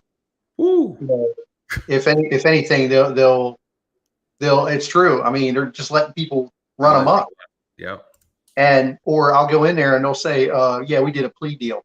Well, where the hell was I at? You know, right. and pretty much then these people go out, and then the recidivism rate, of course, they go back out and they commit the crime again, or it escalates. So, I mean, they're not doing things to people anymore, as far as I know, from my end anyways. Whether black, white, whatever. Yep. The judges, no matter who the judge is, whatever the case is, it's just like they're not doing anything. So then of course I'm like, okay, well, I'll be dealing with this knucklehead probably in about a month or two. And sure enough, you know, we end up dealing with them again. And then the same vicious cycle happens over and over. So I'm like, you know, and everybody else kind of has a different, you know, I guess whether the courts are doing something to them or not, but it's just, I don't know, it's crazy anymore. And so a lot of us, well, I mean, you already, I've told you about the state of Maryland. A lot of us have backed down a lot when it comes to, we scaled it down, not back down, but we scaled it down as far as what we're doing, because we have no backing anymore. There's no support. And so why are we going to go out there and fill the courts with, criminals? And if they're not doing anything to the people they're there for a reason. And the risk, right? The risk of the officer. So, right, Yes. You've had that experience. Me and Drake had it where we worked at, where we would arrest violent offenders, and before we get off of work, they're bonded out and back on the street. No. It's a Before slap we in meet the the family face. court. Before we leave the jail, they are signing out, man. They're walking out and they throwing the deuces like, yeah, cop, whatever, right? And then you wonder where they get these warrants from. And then when they get arrested again, they fight and they use violence to try to get away from the officer. I mean, it's the judges are throwing people back out in these communities that they don't live in, right? We talk about in California with that shooting, one of the shooters was out on parole. Listen, man. When I worked in one of the sheriff's offices I worked at in Maryland, our detention center was directly behind the office. So I go in, I'm in there maybe an hour doing my paperwork. I come out, I go 10-8. I'm in the car and I'm rounding the corner, and there's Knucklehead walking up the street, and he's like, yeah. And I'm like, really? They let this freaking guy out? I just locked him up for assault first degree. Like, okay. Yep. So end up having to deal with them again. But I mean, it's sad, Either way, the citizens suffer, and that's the problem. It's the people who suffer from all that, and the officer risked all that, and then it's all for nothing, man. It's I know. Defund the police. Defund the That's police. Right. Keep on defunding this. All right, Tom. I appreciate you, bro. I appreciate you, man. Anytime, dude. Always come up, man. I appreciate your insight that you always provide, man. Always, always, always. Well, we need to do that show, man, on what we keep talking about it. We never do it. Send me an email because I wanted. I'll be free around like the second week of May because I'm booked out the first week, and we got to plan our little 10K celebration.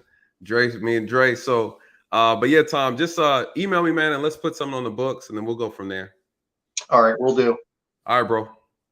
Peace. Be safe, man. All right. Destination Dad, you got any final thoughts for us? I know we covered a lot, brother. Yeah. I just want to say, I wanted to say bye to Tom.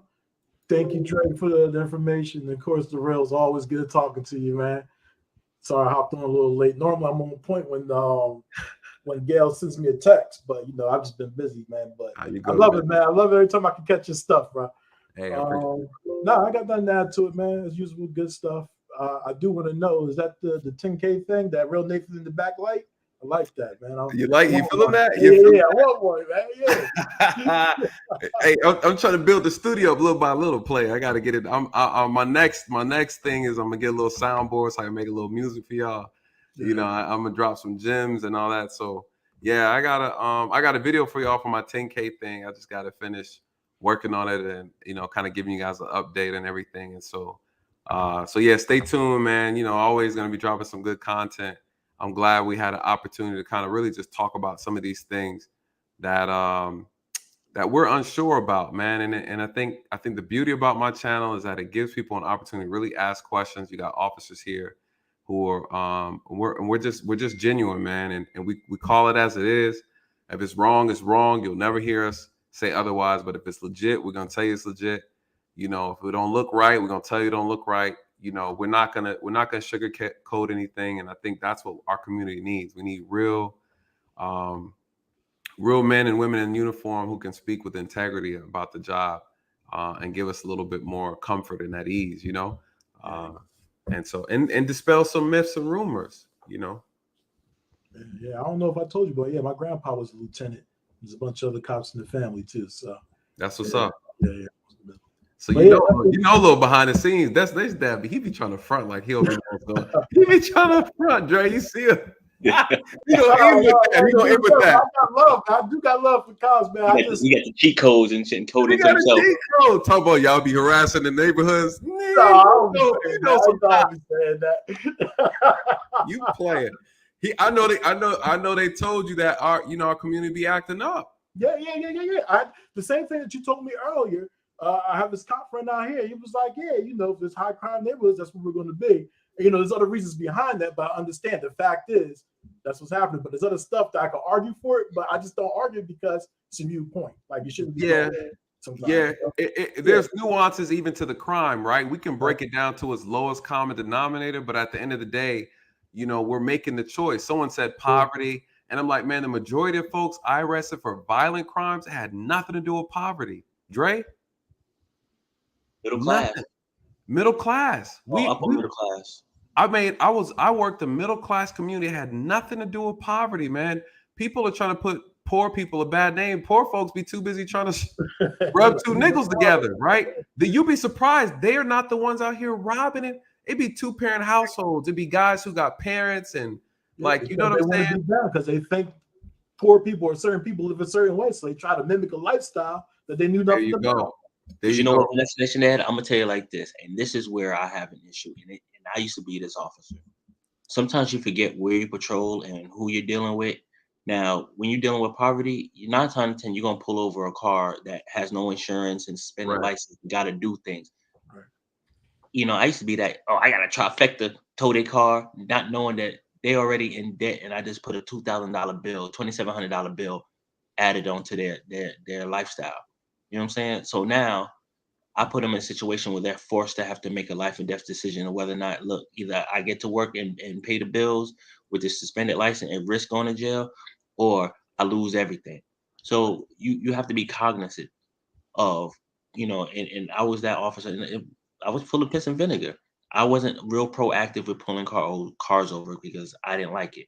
But I did it, only when it met certain criteria, which is I'm writing more than one ticket so I can sit down there and be cool and start really dealing with them to what I thought at the time major crimes. So I stopped. I'm like, look, man, can you get somebody with a driver's license to come pick up your car? Yeah. And if I don't want to have to take you to jail, but you're gonna have to eat this ticket for this. Yeah. You know what I'm saying? So you have to there's a lot of discretion that goes on, but when it comes to poverty, you're primarily dealing with kids that live in like 3-level houses, 3,000 to 4,500 square feet. Because it's not like doing a search warrant on a mini mansion and finding like 7 to 8 flat screen TVs with the bracket still on the back. You know what I'm saying? Listen, and I'll say this: I worked in middle class. I didn't work in the hood poor. This ain't. You're right. Like there was no excuse for the behavior. Let's put it that. I'll leave with that. There was no excuse for the things. We had young men and women, high school, middle school kids who this is what they were doing. And I'm gonna tell you why they were committing these crimes. They were breaking into homes after homes, people's cars. Then they were selling and fencing the stolen stuff to grown-ups, right? They were giving them cash for it. And then these kids turn around and they bought Jordan tennis shoes with them. They're buying name brand clothes. They weren't saving up for anything. They weren't putting food on the table because they had food. Their parents gave them clothes. They wanted what they wanted. Again, the biggest problem that I've seen in our community from where I policed that middle class area, kids wanting to emulate a lifestyle they can't afford. That's what I saw. I saw a lot of it. Or their family, they want to finance that lifestyle. And their parents did not want to finance that lifestyle, and they went out and got it by any means necessary. That's what I saw in our community. So when I hear people say, oh, poverty and blah, blah, nah, you wanted, your mom tried to give you them Reeboks, Negro, and you wanted them Jordans. Period. That's what it was. And you went out there and you got it by kicking in Nene in them house. Right? Or you saw JoJo with the new Jordans at school. You find out he's out of town tomorrow. You kick his door in and you go steal them Jordans. You go to school the next day and you're wearing them. And I got to go up and lock you up right? Because again, this is what's going on in our community. It has nothing, again, in Atlanta, well, not Atlanta, DeKalb, where we worked at, a 13-year-old pulled the trigger and shot an 11-year-old in the back of the head at the damn skating ring. Really? Yes, sir. Yeah. I did a video on it. Check my last video. This is late, recent? Yes, sir. Dang. And they just arrested him. This has nothing to do with poverty. It has everything to do with the mentality and the culture of our community. And that's why I have to push back so hard on some of the foolishness that I hear. I think some of it, not all of it, I think some of it has to do with poverty. I think a nice amount has to do with poverty. I don't know. Listen, brother, you got two gentlemen up here. I got 13 years of experience. Yeah, no, I put a lot of asses in jail. Yeah. I'm telling you right now, poverty had nothing to do with it. Yeah, I'm pretty sure a lot of times it don't. It's like those kids want to emulate what they see off of TV or what they think the hood's like. And I agree with y'all with that. It's the culture. It's the culture. It's the culture. Yeah. Now, and that's a conversation for another stream. But man, the mentality, man. All I can say is the mentality, the culture needs to change. It's very self-destructive. The parents can't control their own kids. The young girls are out running the street. The young boys are out running the street. I mean, where did the 13-year-old get a gun from? Why does the 13-year-old have a gun at the damn skating rink? What is that about? Right? And what we see in our community between the kids and the grown men, we have people in our community using permanent methods to solve temporary problems. And that is our issue, right? That is our issue. So Destination Dad, man, I appreciate you, brother. You know, you're always welcome back up here, man. We're gonna shut this puppy down. Thank you, brothers. And let me know so I can join the next one early. Facts. I got you. Run it back. Let me know what you think, man, on that first stream, on that premiere. Definitely. All right, boss. Have a good one, man. Have a good one. All right, Dre. Another good one for the books, player. All day. Yes, sir. Yes, sir. All right. 10K daily. Yes, sir. Yes, sir. Hey, you already know, man. Cigar Lounge. We'll hit it one time. Yes. And we're gonna kick it. So we'll plan. I gotta find out what days I'm free and then all that kind of good joint. And then we'll chop it up. I'm in training this weekend, mandatory training this weekend, starting Saturday to Tuesday. But after that, we can make it, see what's popping. All right, bet. But I do want to say my parting ways to the folks. Look, FYI, I have been behind the scenes talking with Nate because I cannot give you guys any legal advice, but I can educate you on how, for especially Black men, how to stay out of trouble, Black women, how to put yourself in the most favorable situations. You know what I'm saying? Yeah. And that's what I want to do. So we're working on it, and I am going to put out, Nate and I are going to put out some information for you guys. You better have your pen and pencil, your pad and paper. And Black women, the information I give is going to keep you from being afraid of a Black man. Yep. And following that trope that Black men are dangerous. Black men, the information I'm going to give you is going to pretty much teach you how to have dick discipline. Because that discipline is going to keep you out of prison, is going to keep you out the drama, and to keep you from being somebody's baby daddy that you don't want to be a baby daddy to. Because the cases that come across my desk, they are trouble is very easy to get into and hard to get out of. But if you was thinking with your head here, you wouldn't even, you know what I'm saying? And you have to look at logic. I mean, you can't use alcohol all the time as I was an excuse. It's not an excuse. And after I talk to you guys, y'all might not ever have a one night stand ever again. Ooh, it's not worth it. It ain't worth it. It ain't worth it. It's really worth it. Because if you can't come back, if you can't be invited back for for a double header, leave it alone. Nobody cares how many notches you have on your belt. Nobody really gives a shit. Because only 16% of the men are having sex anyway.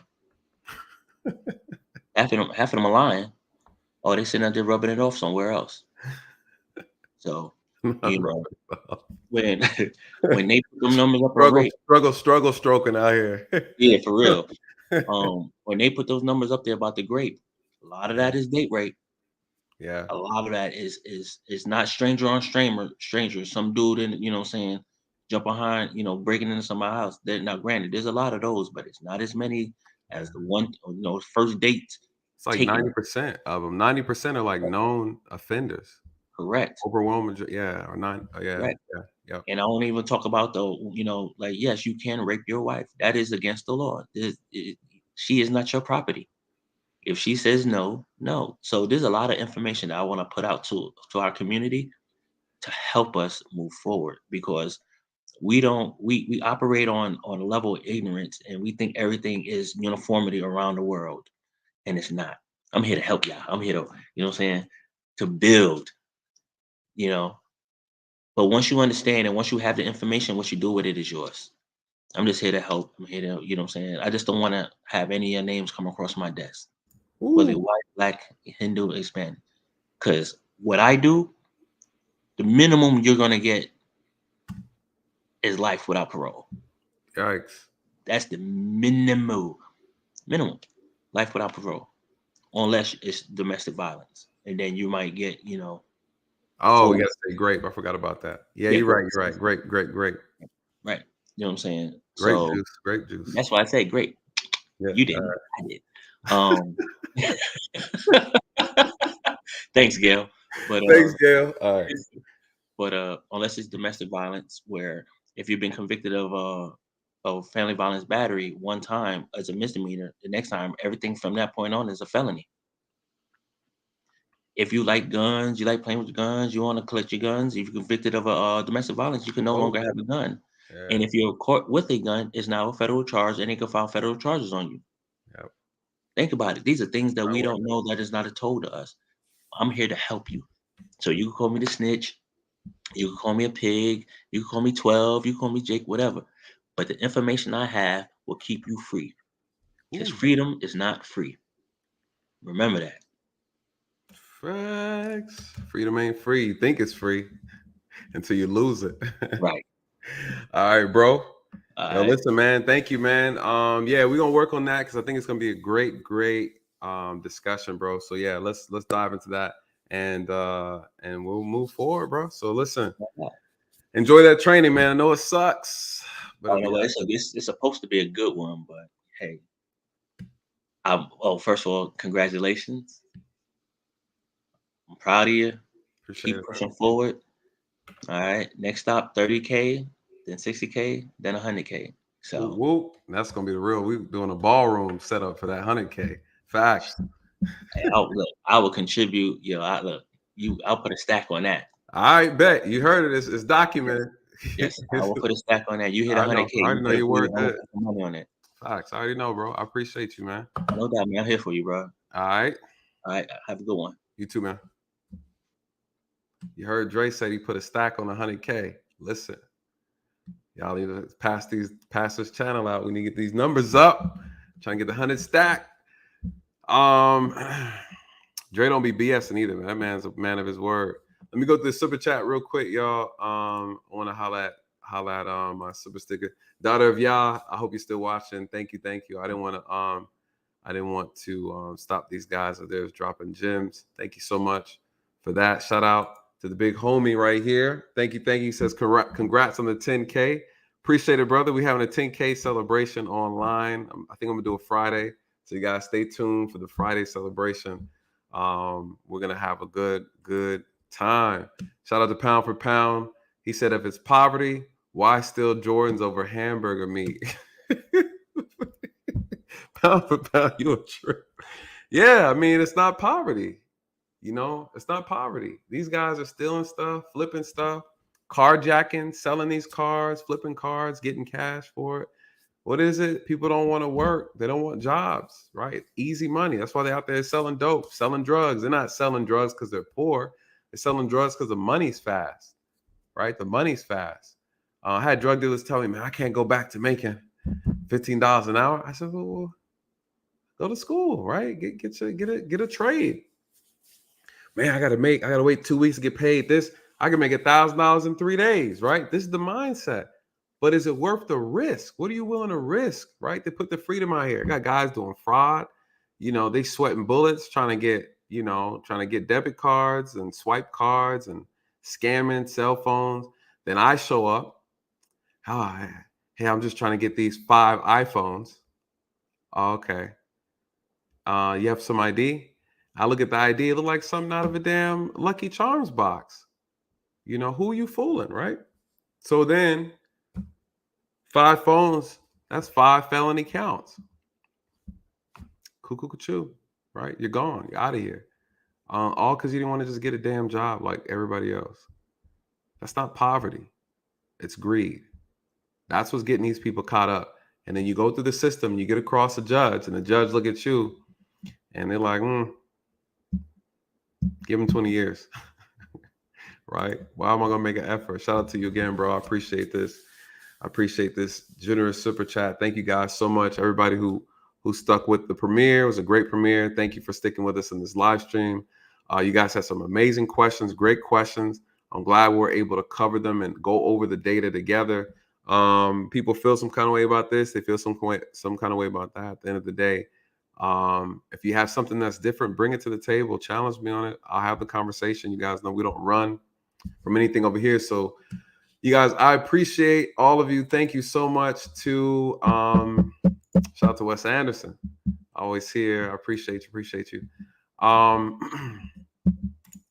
Shout out to Lovely Bird's Nest. It starts in the home. They see their parents doing these things, mimic the behavior until they get caught up in the wrong deal. Yep.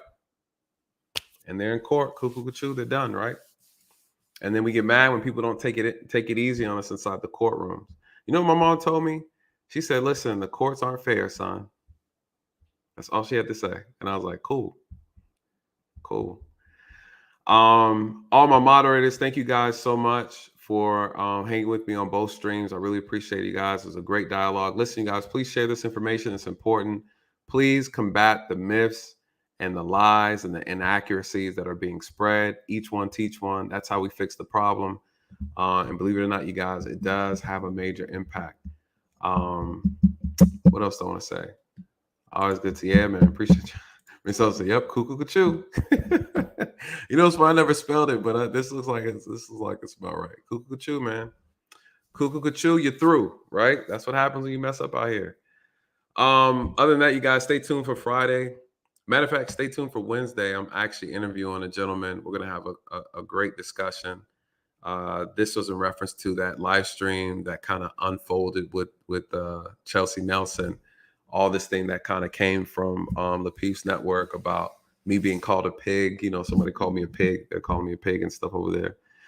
And so I'm going to have a discussion with the gentleman. We're going to talk about police and police trauma, right? What is the outcomes of people having traumatic experience with the police? How does that impact us moving forward? And what happens if we don't ever get that solved? Like what happens, right? I think it's going to be a very necessary conversation. So stay tuned for Wednesday. I'll send it in the community tab, you guys. Again, run this back, play it, send it, and have the discussion. Again, you guys, good night. Thank you so much to all those who donated. Thank you for the guests that came up. I really appreciate you guys bringing that insight, bringing the wisdom. Thank you for the questions. And if you guys have any questions after this, please leave it in the bottom of the video. And you know, you guys, I'll respond to pretty much 90% of the comments. So any final words? All right, you guys. Good night. God bless.